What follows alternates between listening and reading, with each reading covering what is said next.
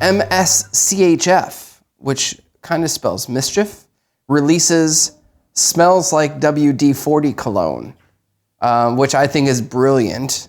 And I would wager to say that 10 to 25% of the male population already sprays himself with WD-40 just to smell like that.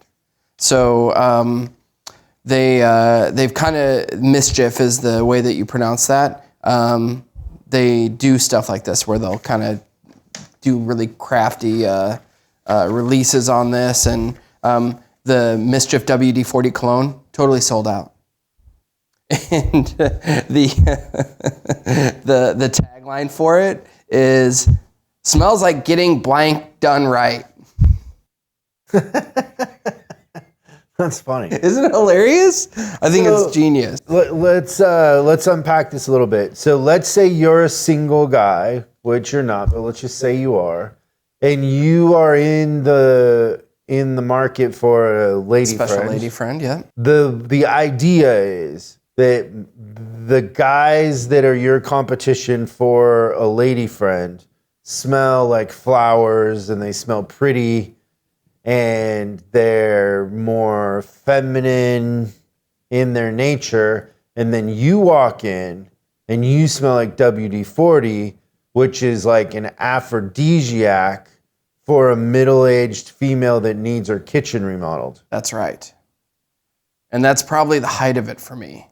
Because if they actually got me to try to You're remodel not going to remodel a kitchen. You don't know your way around. But I sure could Google someone that toolbox. can. I know a guy. But this, in a sense, would be false advertising. Totally. Because you'd be insinuating that you're handy, and really you're more like the flowers and spice. It's the male version of a push-up bra. Yeah, you should be wearing like Calvin Klein 1 or one of those perfumes that could go female, like right, could go either way. Androgynous. So funny. That would be false advertising. Oh, so I think good for you, Mischief. I think that's so hilarious. I love that. And then this one, I think we might have a little bit of a chat about this.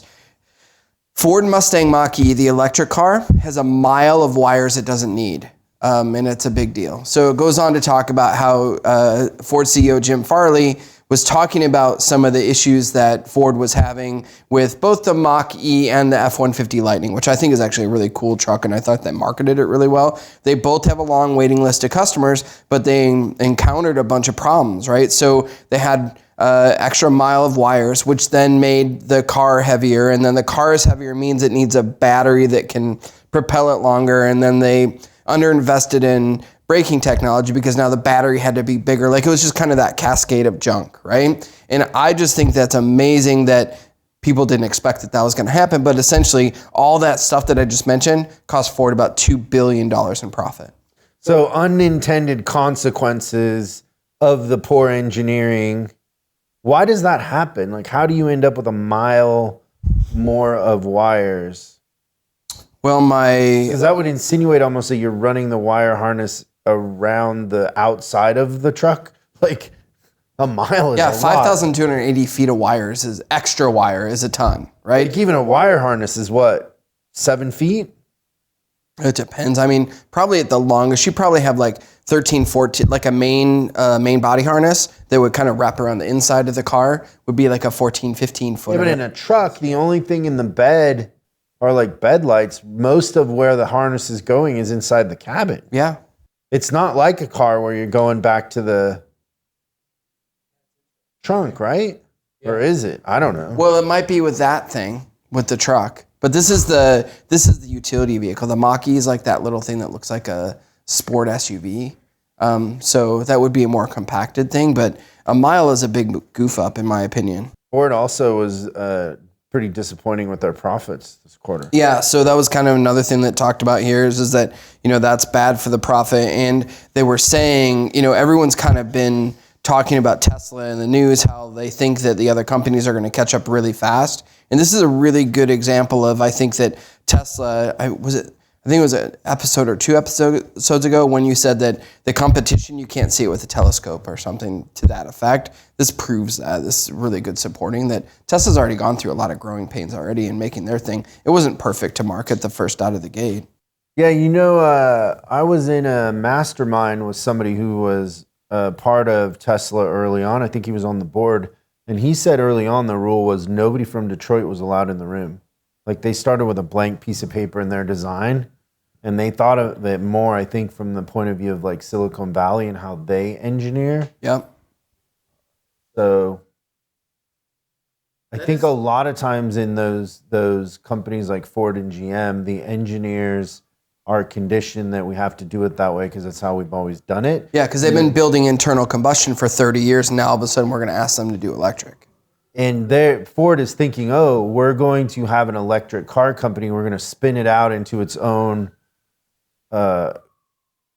ticker, right? They're going to have it traded separately on the stock market.